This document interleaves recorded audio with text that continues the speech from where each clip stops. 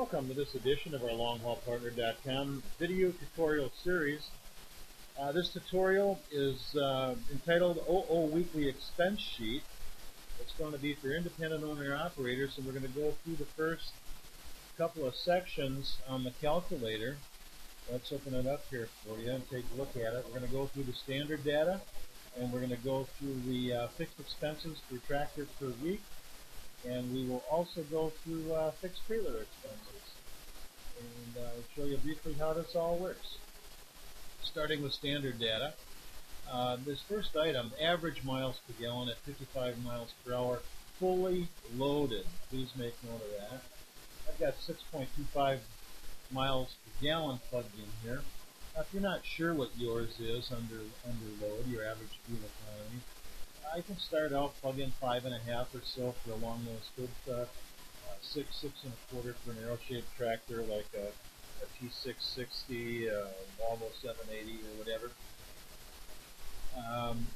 This number is critical because other calculators, for example, Take It or Leave It, are going to use this average fully loaded mile per gallon fuel economy figure as the starting point for adjustments to the fuel economy for weight, for the terrain you're driving through, mountains, hills, flat, and also for your average driving speed once you're going faster or slower than 55 miles an hour. Now below this, we have industry average miles per gallon. I've got 6 plugged in here. That tends to be an industry average that's used for the calculated pass-through portion of the fuel surcharge. If you're using something different, put in whatever you're using. Number of work weeks per year, I'm plugging in 48. That assumes 4 weeks per year off. That's for holidays, a couple weeks of vacation and whatnot. If you don't take any time at all off, plug in 52. 2 weeks would be 50 and so forth. Average fuel cost benchmark. I plug in $1.30. Now, by federal statute, the lowest that number can be is $1.10. Beyond that, carriers, shippers, brokers, whoever, can set that benchmark figure anywhere they want to, as long as it's $1.10 or greater.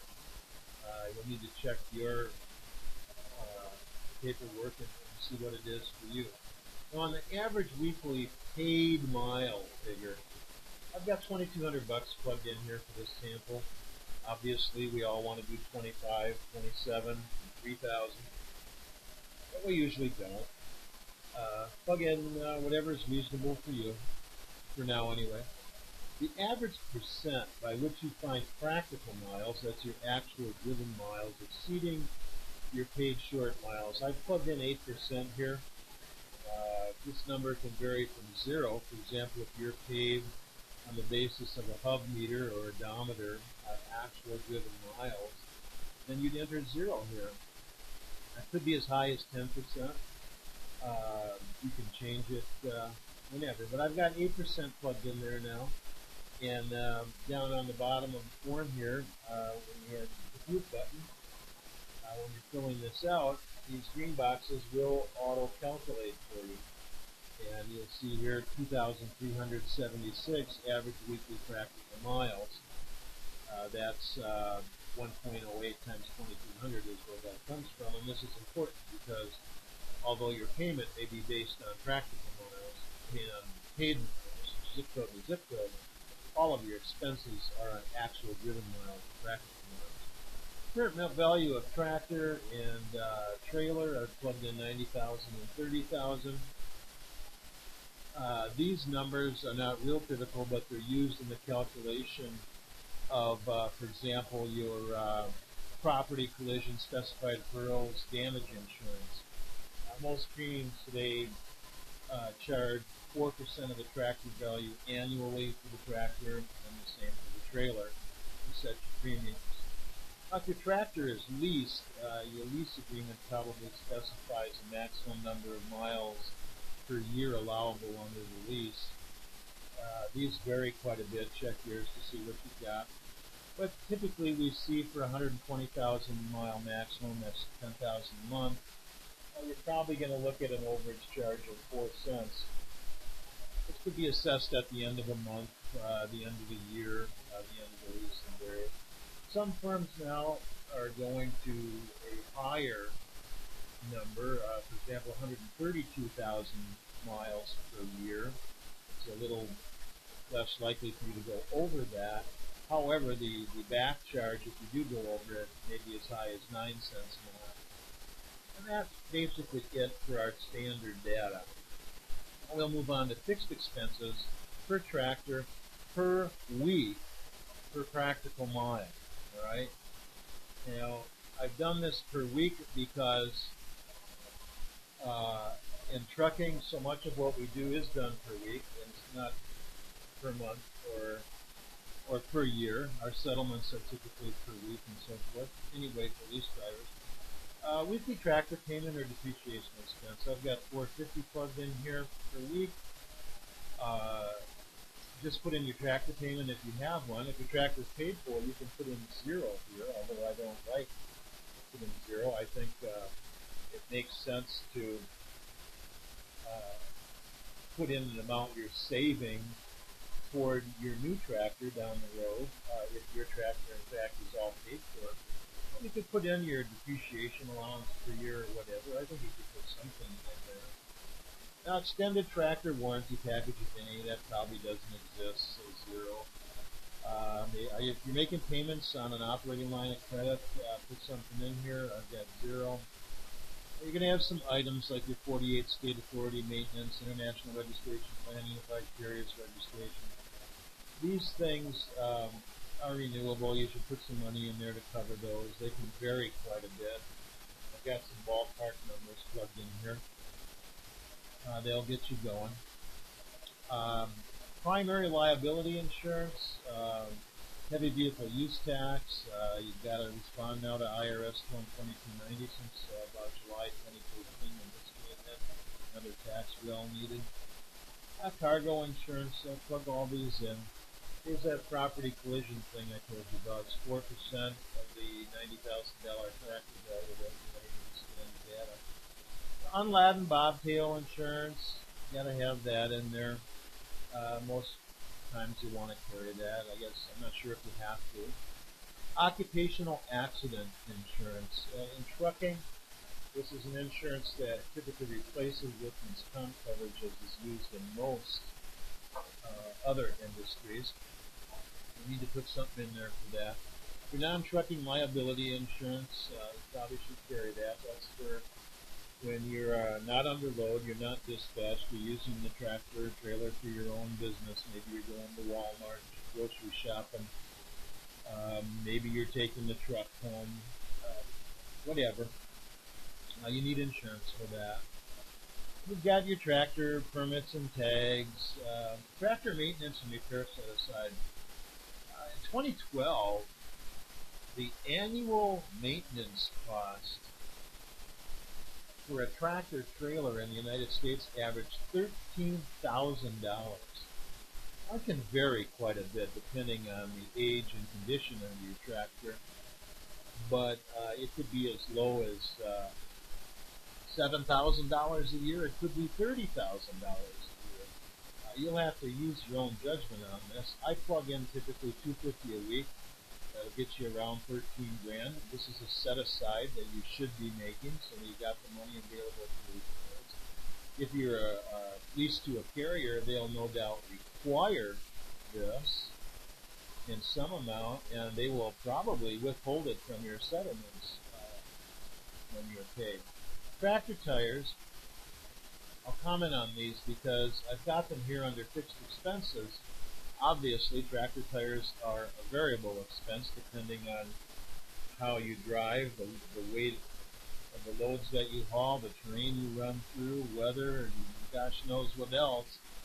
But because that's so variable, Long Haul Partner has decided to treat tractor tires as a fixed expense. Basically, if you're running solo, we assume you're replacing the steer tires at about 12 months, the drives at 24 months, double up on that if you can. So just put your replacement cost in there and set that aside as well so you've got it. Factor miscellaneous expense, I've got 25 bucks in there a week. There's always something. It's going to be zero if you like.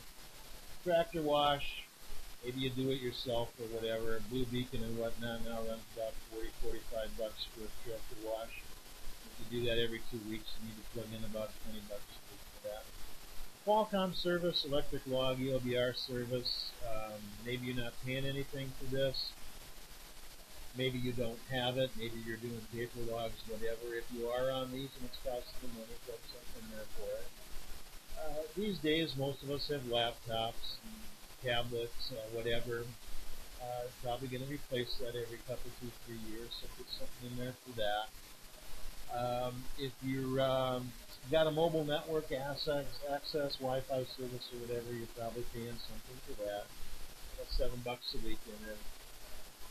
Now, pre-pass, maybe you have it, maybe you don't. Seems to run about 3.5 a week or so. Your phone, if you're spending 99 bucks a month for your mobile phone service, it's going to work out to about 23 bucks a week. Now, scale fees, I got them in here zero, and as I'm looking at this, if you're a fully independent, actually, you're going to have scale fees. So, I don't know, let's say 9 bucks a pop, probably a couple times a week at least. Let's put $18 in there. Let me go down here and hit the compute button again and get that added in here. So now we've got something in there for our scale fees. Legal fees I'm going to put in zero. I hope you don't have those. Bookkeeping, this can vary widely. It depends if your IFTA fuel tax is being processed by somebody, that could by itself could run you 50, 60, 70, 80 bucks a month. Plus your other bookkeeping, profit and loss statements and so forth. Put in whatever yours is. I've got 9 bucks a week in here. That's good for about 40 bucks a month or so. Broker agent load board fees and expenses. Seems most of the load boards are running around 35, 40, 45 bucks a month. If you don't have any of these, if you do, plug in your weekly amount for that. That's it basically for what we've got for the major fixed tractor expenses. And you'll notice that with what we've got here, it works out to 55 cents per practical mile. And that again is based on 2,376 practical miles. That's 2,200 paid miles per week on average. That's where that's coming from. And it's auto-calculated. Now moving on to a trailer. Maybe you're leased back to a carrier, but I'm doing this spreadsheet for a full independent and assuming they've got their own trailer, whether it's flatbed, reefer, or a dry box. Now, weekly trailer payment or depreciation expense, put that in there. I've got 85 bucks in there. Put in whatever you've got.